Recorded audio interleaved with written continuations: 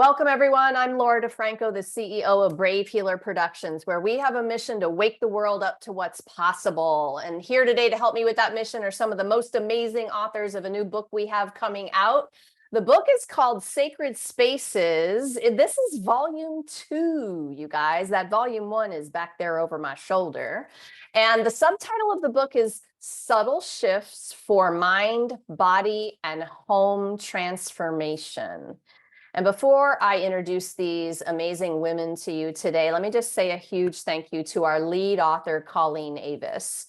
Colleen, we wouldn't be here without you. You had a really big mission for this book and the community that is building around sacred spaces. And I'm so grateful to you for putting this stellar group of authors together. And really thank you for being my co-leader, co-cheerleader, co-everything in making this beautiful book come alive in the world. So yes, super honored that I'm helping you out with this. You guys, I have Jill Hyman with me today. She is a mindset mentor and vision coach, supporting corporate women to find clarity and connect to their vision so it becomes their new reality. Katie Shanley is a trauma-informed yoga teacher and holistic health coach who specializes in empowering women and men to feel safe within their own bodies and to build body-mind awareness, particularly following trauma and grief. And Talisha Joseph is the founder, CEO of The Official Glue, where she teaches individuals how to master the art of networking so they can get on the yes side of their business. I love that, Talisha. And so why don't we start with you? Tell us about your amazing chapter. Hello, everyone. I'm very excited to be here. So I am the author of Chapter 10, How Strong is Your Glue? Connecting What You Know with How You Grow. And this really, really highlights my journey into business. I started out in the hospitality industry and I had an extreme panic attack at work one day, which caused me to become blind, deaf, and immobile. And I had to lean on my community to get me out of that situation. And then I journeyed into my own self, which is how I found my own strength and created this company called The Official Glue, where I help other people kind of master the art of networking through finding their strength and teaching them how to make those connections from what lives within and how to express them outward so other people can be attracted to your golden nuggets and you can become the gorilla glue of your community. So that is basically what my chapter is all about. I was so excited to be a part of this experience, and I'm happy to share more as we go along today. Be the gorilla glue. I like it. Not just any glue, you guys. The gorilla glue. All right, so I got to rewind you though, Talisha, for a second, because you kind of zoomed over this thing that you said about the panic attack and what? So are you being serious about what happened to you physically? Tell me just a little bit more about that. Yeah, that is not something to play with. Panic attack and anxiety is real. And I know a lot of people are like, oh, you're just being anxious. Maybe you need to take a break, drink some water. But it really caused me to go blind. I couldn't see, I couldn't breathe, I could barely hear. I had humming in my ears. It was serious. I really thought I was almost dying. And so I tried to go in the bathroom and compose myself. And the worst thing that could happen was that I came out and I thought I could weather the storm. I thought I was going to be able to just continue to push through and get to the next phase. But everybody who looked at me, it just felt like shame. Like I was just ashamed of being anxious. So, and in that moment, I was like, I'm not going to let this take me out. This can't be what my life is going to be like. I can't continue to live in panic and be so pressurized in these environments where I feel like I don't have anywhere to go. And I felt like I was claustrophobic almost in my own body. And the experience was traumatic. And so it caused me to come out of this side and be an entrepreneur and share about my experiences. And the frustration was I didn't feel heard. I didn't feel understood. I didn't feel valued. I didn't feel like I was accepted. I didn't feel any of those things. So I said, I can't have this. Like, this isn't the way people should live, where they're in um a situation where they're not feeling like they're being valued and heard. So I said, what can I do? So I started my business, The Official Glue, so I can help other people learn how to share their stories where they are valuable and heard. Yeah, I'm imagining your very intense experience probably is making you one of the best networkers on the planet at this point, because I mean, you guys know, right? Like those tests that come up in life and those challenges and obstacles, I believe they just make us who we are today. So we can look back in retrospect with gratitude. I don't know, how fast did you get to gratitude, Talisha? Oh, it's such a journey. And in the chapter, I kind of use gardening as my focal point in here. And I know people be like, what does gardening have to do with glue?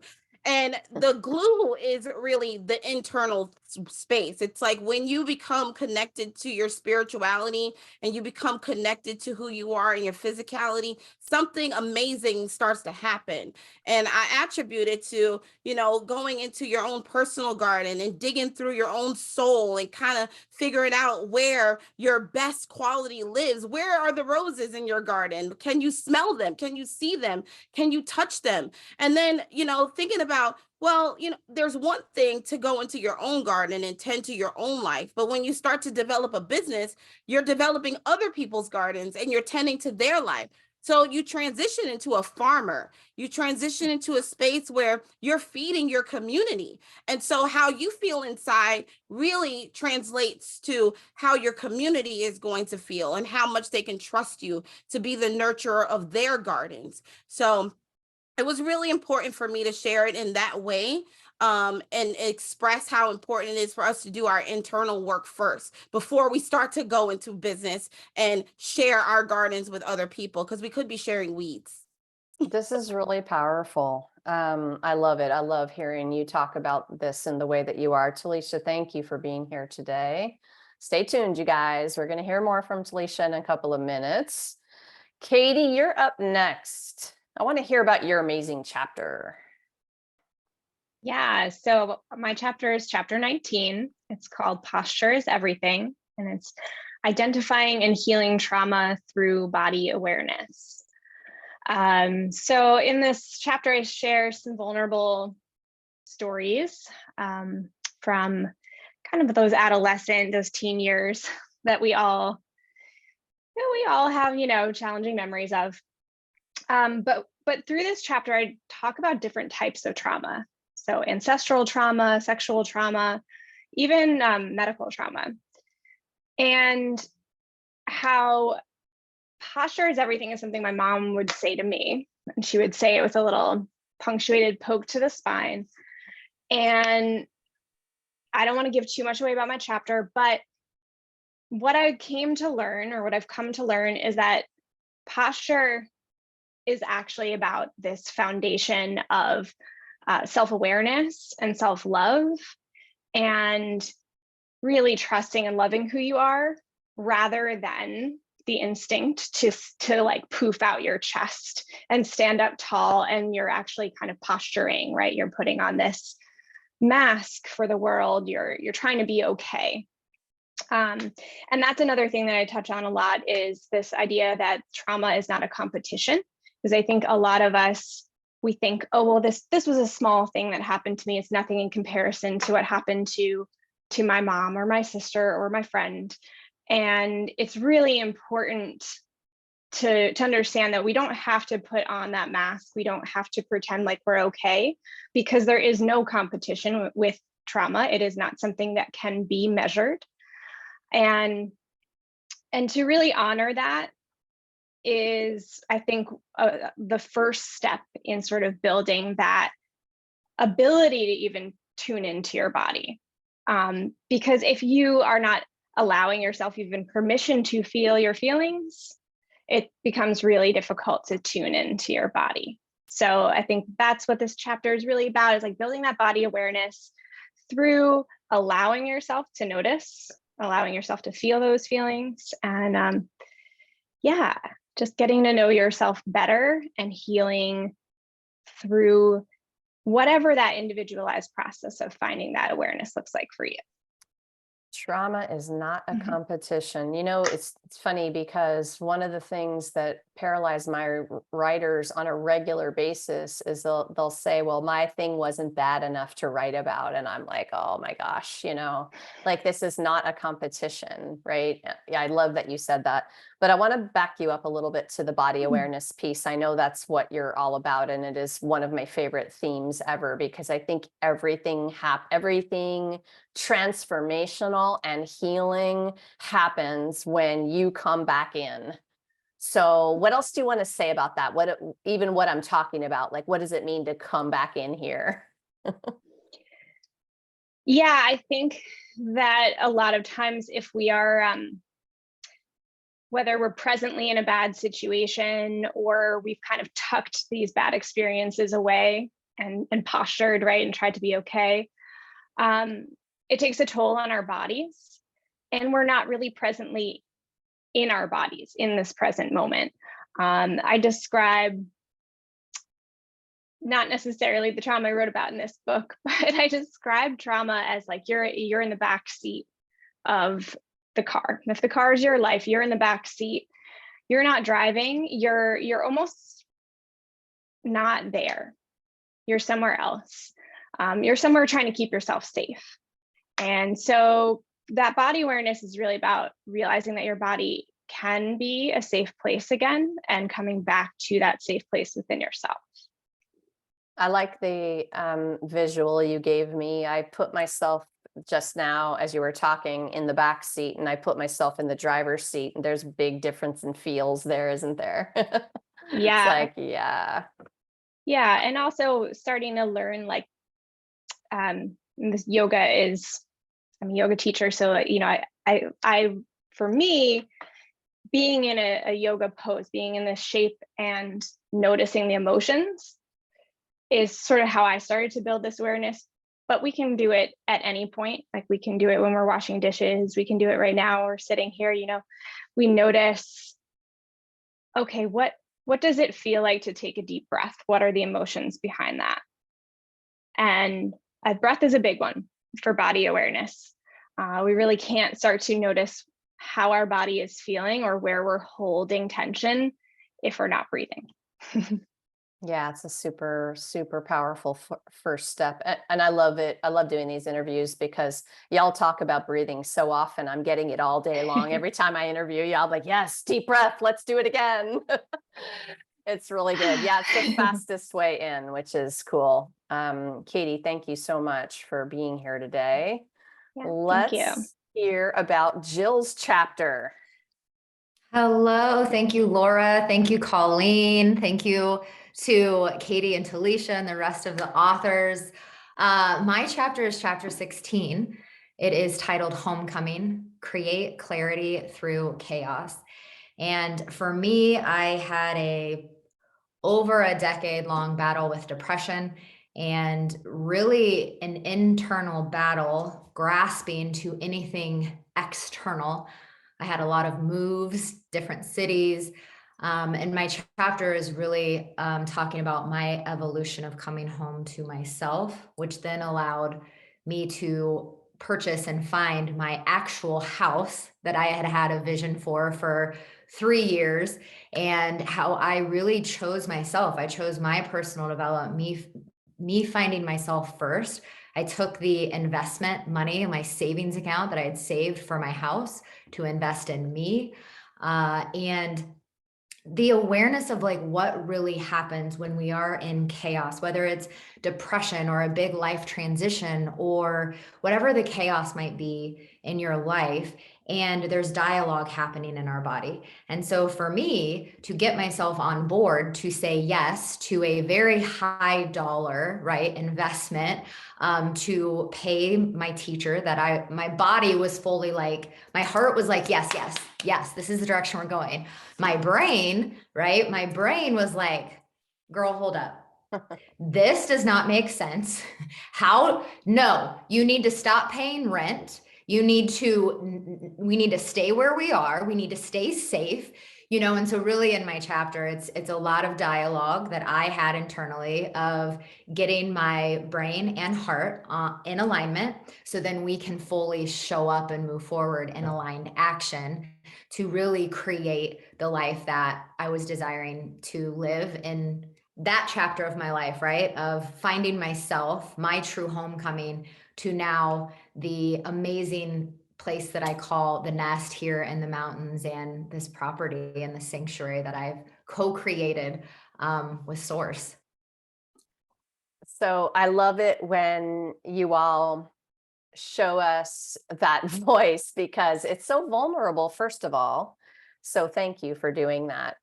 But when you do that in your writing and you're letting us in there, like, then it gives us permission to have our crazy thoughts too. And we don't feel alone all of a sudden, or like, wow, so all right, that happens to somebody else. But I love the way that you can discern between the voices.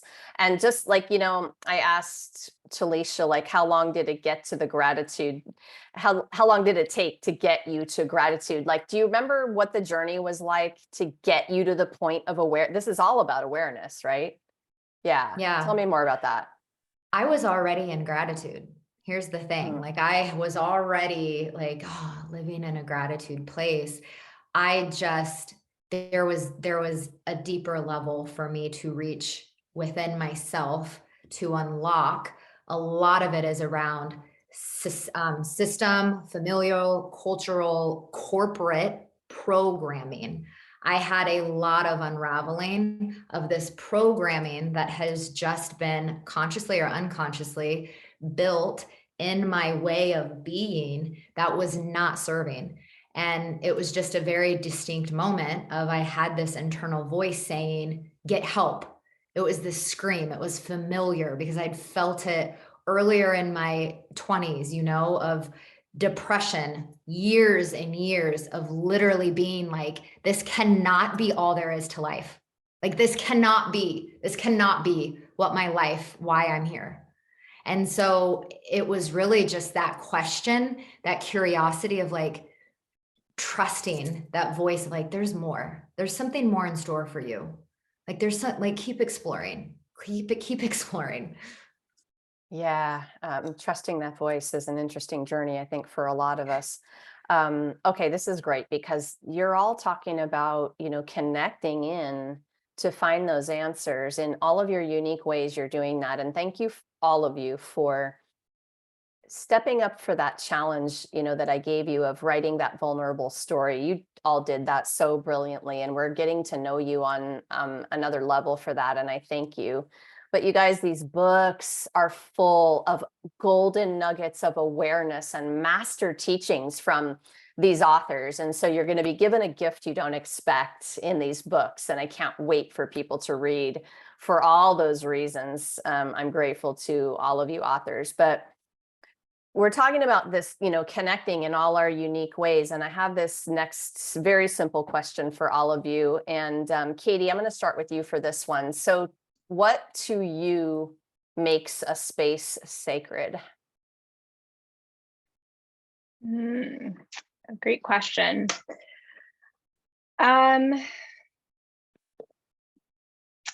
So I guess what makes a space sacred is my ability to keep coming back to compassion, self-compassion, and self-love, and release the idea of perfection.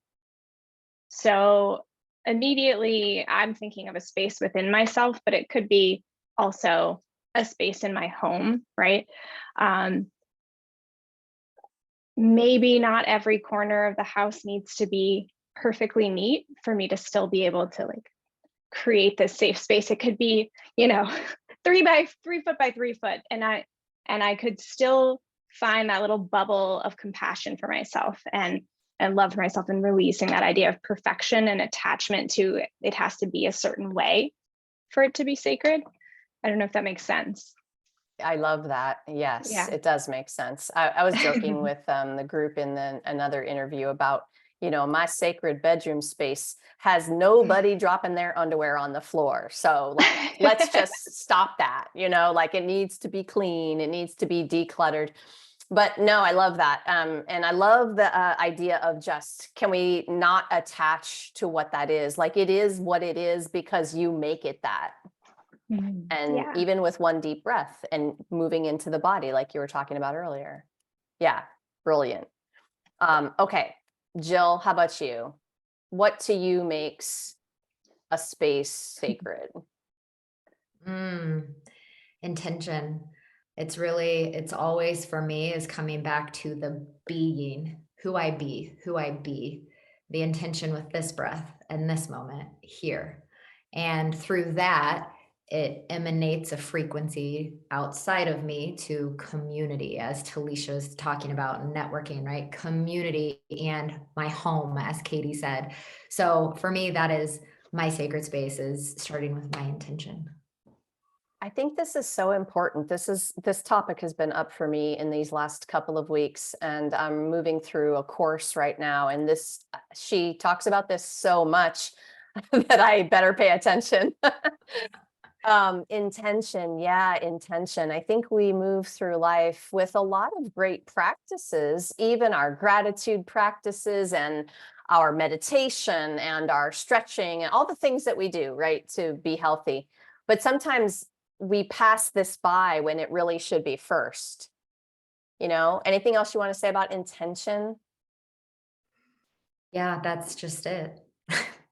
Yeah. That's just it. Yeah. It's taking the breath of how do I wish to be in this moment, and that Yeah. being enough.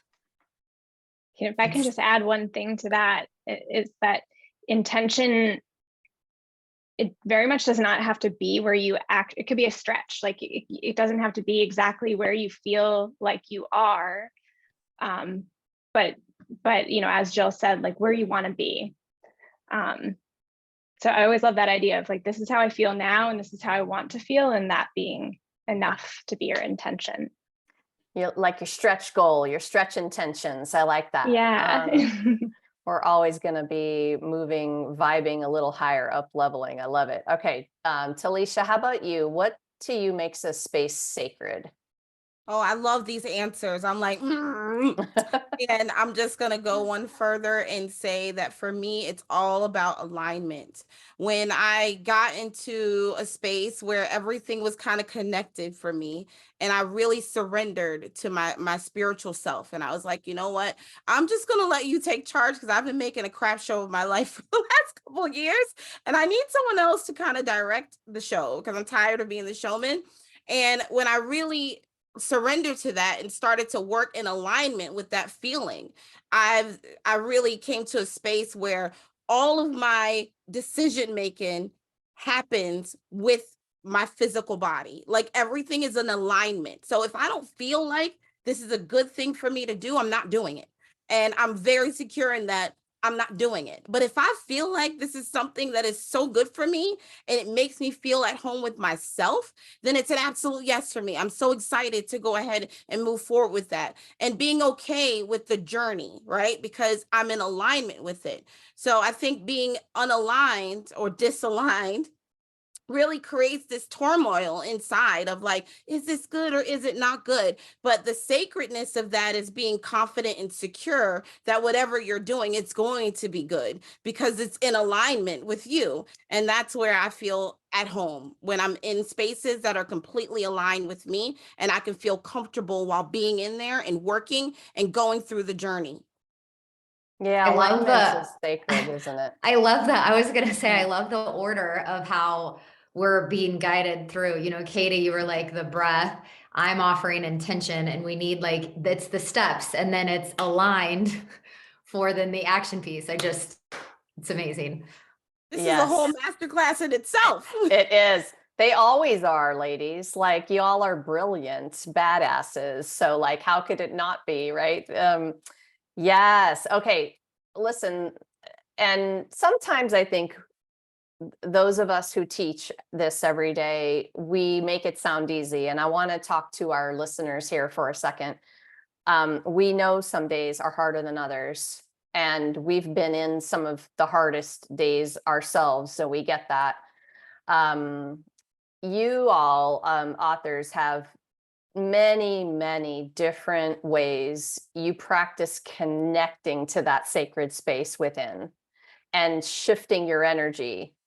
With awareness, we have the choice, and there's a lot of choices. And I know you all have big toolboxes when it comes to what you're doing. Jill, I'm going to start with you for this one. Tell us about one of your favorite ways to connect and raise your vibe.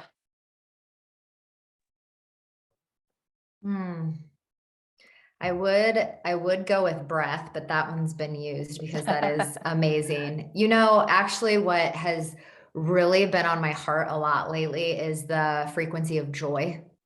And it might be my like little girl that's asking to like play that part of myself that's like, let's play, let's play, let's play. And this is inside all of us. And so it's the ability to just release the self-judgment to come into a place. Maybe it's skipping.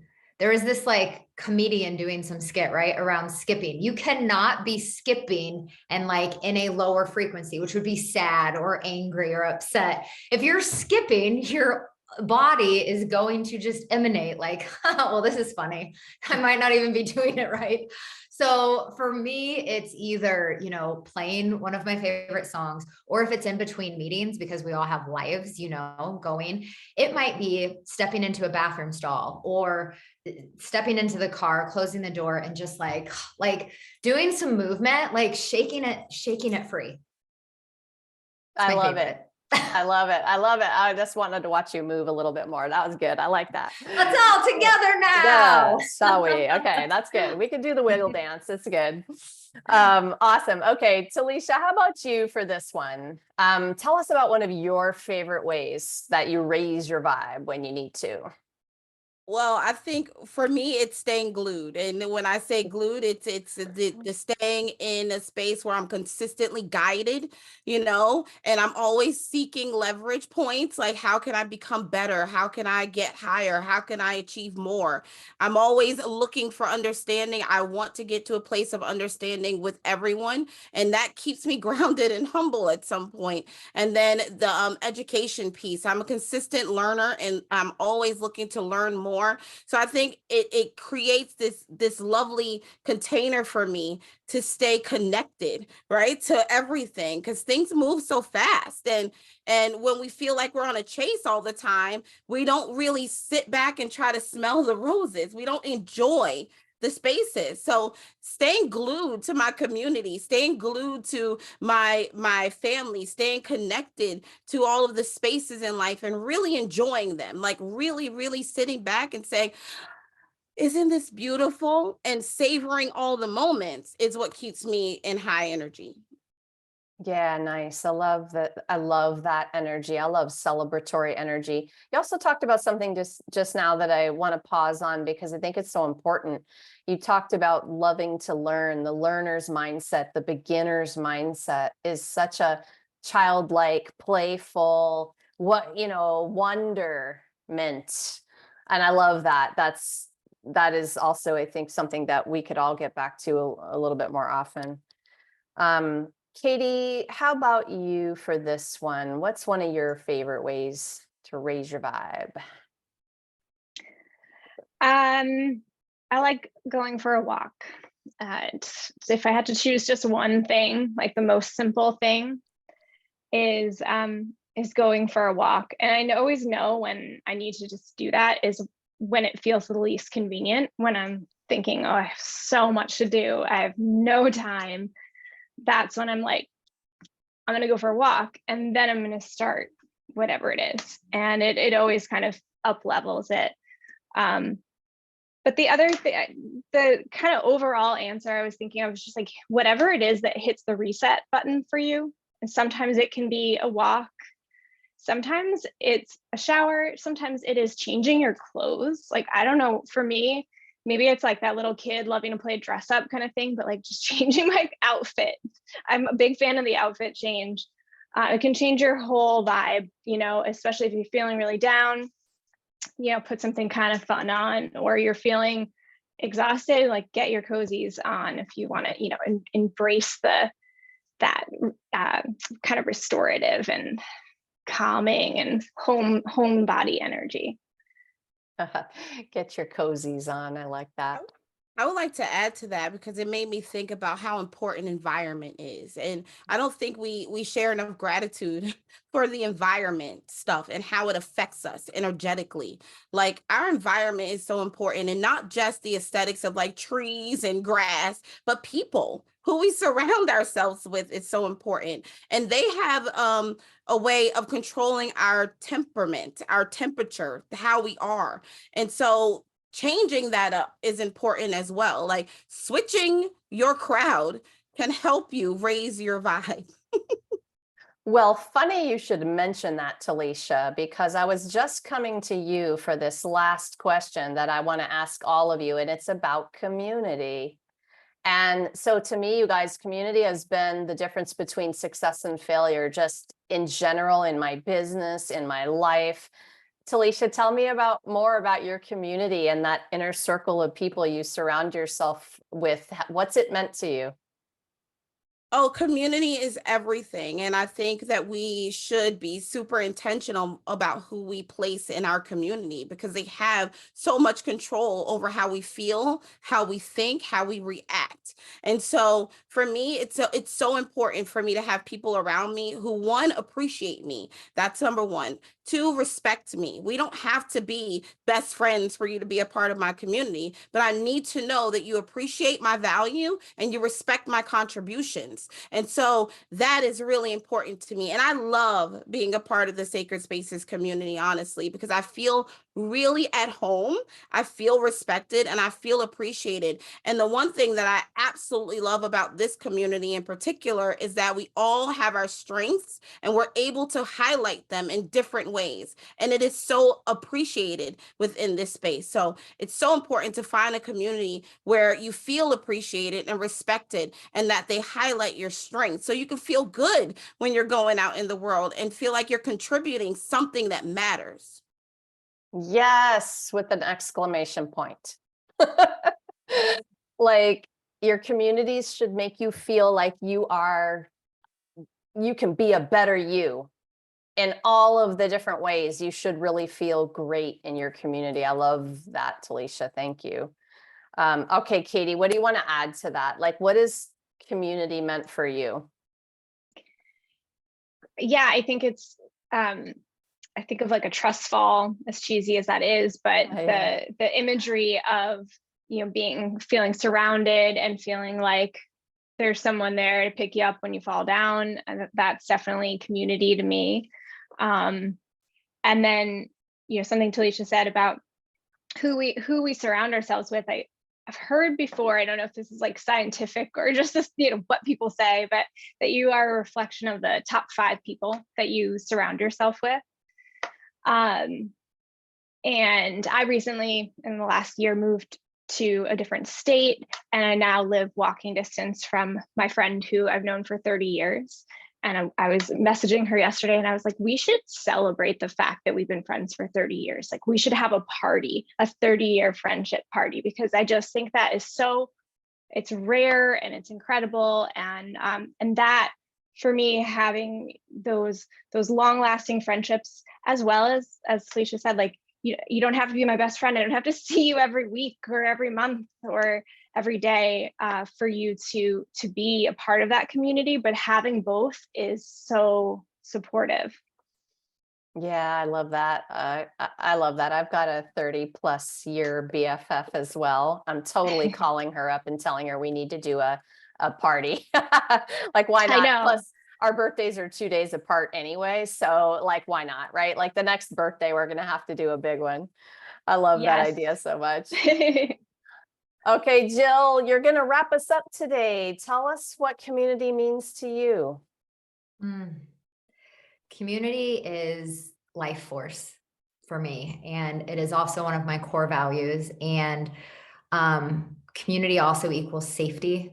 It is the place where the people in your community my request of support to the people in my community are to hold me at the highest level in which they see possible for me.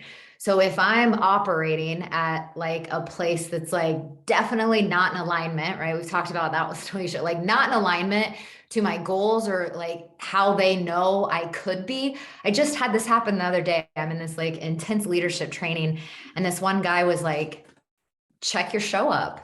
Like he checked me in a very loving way, right? He didn't say it like that, but that's how I received it of like, yeah, I get to check my show up. How am I showing up? Because this is not in my fullest expression of self. And so that's like one capacity. The second one is I love getting back to like the ancient indigenous ways of women gathering in circle. And it's been the key to the community I've created here in Asheville, North Carolina. I've been holding women's circles now for going on over 2 years. And the networking that happens in these communities when we are operating in the safest space possible to express ourselves is just the most up-leveled empowerment that I've ever witnessed and seen for myself and for others. Whether it's men's groups or women's groups or whatever you find yourself, just find yourself somewhere, find yourself in the community that feels like home. I will back that up. I see nods everywhere. I know we're all feeling what Jill just said. Yes, I've experienced similar, and it's so powerful. So I think to our listeners, I've had it said back to me, but Laura, what if I have nobody right now? And I think I just want to remind people you're not alone, and you can reach out. And the most exciting thing ever is our books, our authors, these are communities that we're welcoming you into. This is way more than a book. Our sacred spaces are for you too. And authors, thank you so much for what you do in the world and for being here to share it with everyone, and also for being so generously there for our readers and viewers today. You guys, when you drop down into the show notes, you're going to have these ladies' websites hooked up there for you. Take a little exploration, because they will continue the conversation with you. They'll help you on your next best steps. They are there for you. You have a community. You do, even if you are feeling alone right this moment. And I'm so proud to be able to say that about you all.